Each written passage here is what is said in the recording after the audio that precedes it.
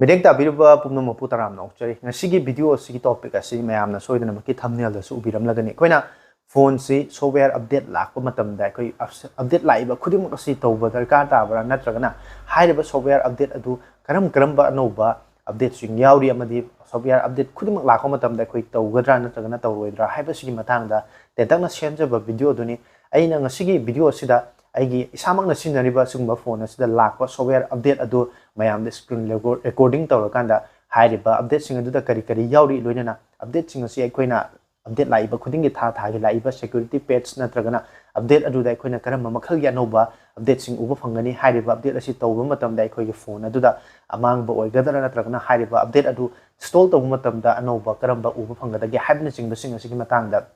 yengmina bagi damakta semjaba video adu ne aduga update sing asi tawlu matung da kana gumba aiba thiba haiba tare koi software update tawlu matung da phone asi hang chalak pra koi gi green screen gi problem lakpa sigum mayam am su thengnaba adum yawram gani aduna update sing asi tawgadra natragan tawroidra haiba tu sung asi gi screen recording asi gi matung tarak pa sarukta amuk su mayam da kangan jarake ꯑꯩꯈꯣꯏꯅ software update ꯑꯃ ꯂꯥꯛꯄ ꯃꯇꯝꯁꯦ ꯑꯩꯈꯣꯏꯒꯤ ꯁꯦꯇꯤꯡꯗ ꯆꯪꯕꯤꯔꯒ about ꯐꯣꯟꯒꯤ ꯁꯦꯛꯁꯟꯁꯤꯗ ꯑꯗꯨꯝ ꯌꯦꯡꯕ ꯌꯥꯏꯕꯀꯣ software update ꯍꯥꯏꯅ ꯊꯥꯔꯤꯁꯦ ꯁꯤ ꯃꯊꯛꯁꯤꯗ ꯁꯣꯐꯋꯦꯌꯔ ꯑꯞꯗꯦꯠ ꯍꯥꯏꯅ ꯂꯥꯛꯏꯁꯦ ꯑꯁꯤꯗꯩꯁꯤꯗ ꯑꯩꯒꯤ ꯑꯣꯏꯅꯗꯤ ꯍꯧꯖꯤꯛꯀꯤ ꯑꯣꯏꯅ ꯁꯣꯐꯋꯦꯌꯔ ꯑꯞꯗꯦꯠ ꯑꯃ ꯂꯥꯛꯑꯦ ꯑꯗꯨꯒ ꯗꯥꯎꯟꯂꯣꯗ ꯑꯦꯟ ꯏꯟꯁꯇꯣꯜ ꯍꯥꯏꯅ ꯇꯧꯔꯀꯥꯟꯗ ꯁꯤꯗ ꯂꯩꯔꯤꯀꯣ ꯑꯩꯅ ꯃꯇꯝ ꯀꯨꯏꯅ ꯑꯞꯗꯦꯠꯁꯦ ꯂꯥꯛꯑꯀꯥꯟꯗ ꯃꯁꯤꯒꯤ ꯑꯞꯗꯦꯠꯁꯦ ꯑꯩ ꯏꯟꯁꯇꯣꯜ ꯇꯧꯗꯕꯤ ꯊꯝꯕꯅꯦꯕ ꯃꯁꯤꯗ ꯀꯔꯝꯕ ꯑꯅꯧꯕ ꯑꯞꯗꯦꯠꯁꯤꯡ ꯌꯥꯎꯔꯤꯕꯒꯦ ꯑꯗꯣ ꯑꯩꯈꯣꯏꯅ ꯑꯗꯨꯝ ꯆꯤꯡꯈꯠꯂꯛꯄ ꯌꯦꯡꯕ ꯃꯇꯝꯁꯤꯗꯩꯁꯤꯗ app update haina yauri ko si app update sida koi view yeng matam sida update app gi oina di kai gum amta yaudre adu sida lai se update information sida one UI 6.1 version oirani Android 14 gi version adum hana dagi yauri version adum oiri aduga magi file gi sites version se karam bano aduga security page na karam bano koi January gi security page ni ko se yauje security page oiba taragadi somna tagi mana update tawdu se khoi gi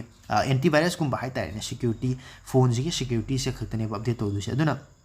anouba update am lakpa matamda karamba update sing yauri haibse hujikta I makha du sing bare aduga security of your device has been improved haijis nei mana thari software update can be included but not limited to a device stability improvement bugs fixed over new and or enhanced feature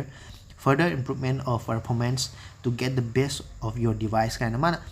hairiba software update se lakpa matamda sigi update sida kari laibage haibse adum yengba yani aduga karigumba adumgi hairiba laiba software update tuna sumnatagi security patch sikhaktang oiba taragadi adum install tawbiba kaisu kaidre sumnatagi magi security patch tu khatang tha gi update tawgadamne madum asigi update se koi Samsung gumba phone singda aduga kara koi OnePlus gumba adidi akoi Apple gumba da adumak aina ubada matam chana chang naina adum tha khuding gi laeba ko ai gi phone sida tha khuding gi masigi security patch se adum update lai adu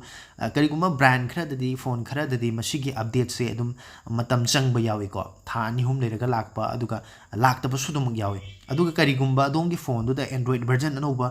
lakada boy tar gadi adum tharakani mana sida thari bu sumaina Android version 14 thari se 15 lakada boy tar di 15 adum tharakani adu kari lakada bano have the information da dum sida loina mak yaw bane ba ko aduna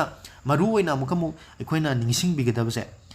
software update se lakpa matam da hekta lakpa ga khudakta update tawbi gano ba aina tung da su video sigi lo salak pa saruk da su adum ai panjaki bani update se hek lakpa ga khoina update tawba taragadi aduda kari problem haidi masi software install anouba install tawsan base problem yaurga lakpa su yawe aduna problem do leiraka lakpa taragadi man install tawsalu kan adungi phone da problem mayam tholok pe ai ko green screen gi su tholok pe ai camera gi performance han tharak pe ai on natragana bugs leibadagi phone hang jalak badum bo yawe ko aduna madugi update sing do install tawdringa gi mangoina na domna ko YouTube gumba platform da natragana topa social media platform sing da domna paibiri ba phone aduga manaba phone paiba sing na install do tawsalura kanda update to install tawsalura kanda kari asoiba yauri natragana asoiba yaurak tabra hybrid sing basing se hana fajana khangdok pirka install tawba taragadi adongi phone sing adu da thokadaba problem khara makhai di ngak thokpangam loinana update ki information adomna haiba update to tawdringai da adumak yengbe ai aduga install tawrage update tawrage haiba matamda install now thawriba sida adum namaga install tawbiba tare haiba matamduda adomgi phone aduda anouba security update page laiba dum automatically update tawkhragani aduga madugumba update sing adu matam chana chang naina tawbasigi kanaba sina koi gi software si security patch asi update tawba taragadi adongi phone adu mina hack tawba natragana atupa malware virus kumba changakpadagi ko matam gi oiba anouba update update tawbasina khara makhai su dum ngakthokpa ngamgani Hojik mamangda panjakriba adugumna mayamna ubikraba screen recording aduda ubikraba aduni akhoi update lakpa matamda karam ba anouba potlamsing yauri hairiba update sing asi akhoi tawthokpana fagadra natragana tawgadabna fagadra haibasi adumna darkar oiba adugi matungina adumak tawbi yai aloi tawbutabu hairiba update sing asi akhoi tawdringagi mangoina na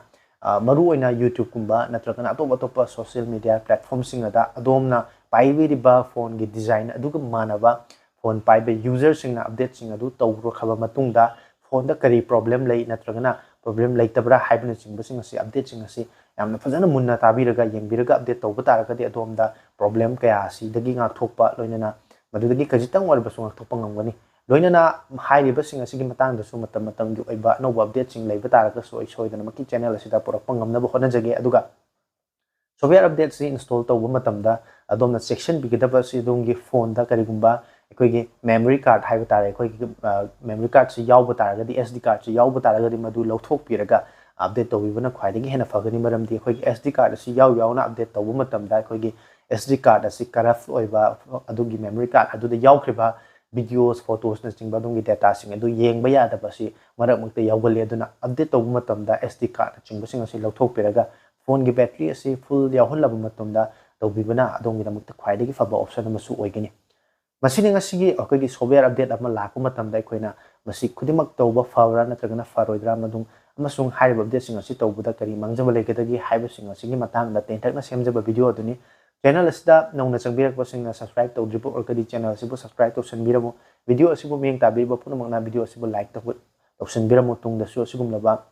nungairaba video kya proktuna lakpa ngamna honabada pukning thawgatpibo oina ngasigi oinadi matang asida loisinjari tungda anouba video amada mu thengnarasi